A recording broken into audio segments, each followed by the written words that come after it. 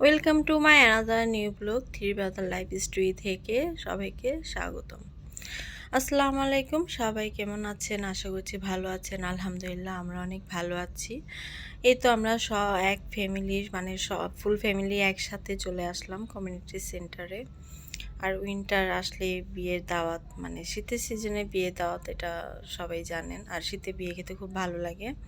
তো এই তো নতুন বউকে দেখার জন্য স্টেজে চলে আসলাম। স্টেজে বউ ছিল না, তখন চলন এসে পড়েছিল, বরযাত্রী এসে পড়েছিল আর কি।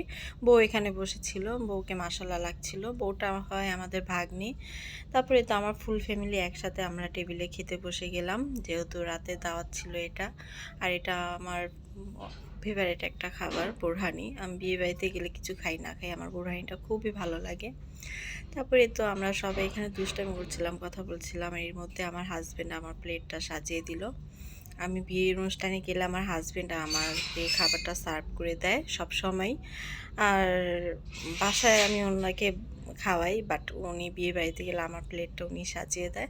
আর এই বিয়ে বাড়ির অনুষ্ঠানে খাবারটা একটু ইউনিক ছিল, মানে ভিন্ন টাইপের ছিল।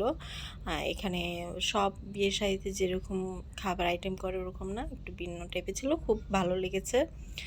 তো খাওয়া দাওয়া শেষে আমরা স্টেজের সামনে গেলাম। আবার ওইখানে গিয়ে দেখি আমার বাচ্চারা দেখেন দুষ্টামি করছিল এখানে। আর এদিকে আমার এক আন্টি হয়, আন্টির সাথে আমার জালের মেয়ে একটু দুষ্টামি করছিল।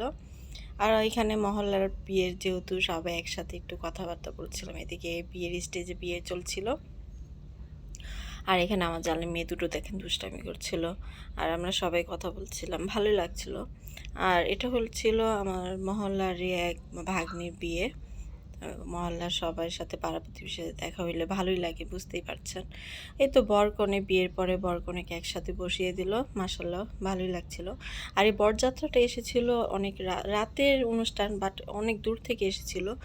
বরযাত্রাটা এসেছিল নোয়াখালী থেকে। এত দূর যাবে ভেবে অবাক লাগছিল। এদিক দিয়ে আমার ছেলে মেয়েরা দুষ্টামি করছিল রেলগাড়ি সেজে। তো আজকের ভিডিওটা এই পর্যন্তই। সবাই ভালো থাকবেন, সুস্থ থাকবেন। আল্লাহ হাফেজ।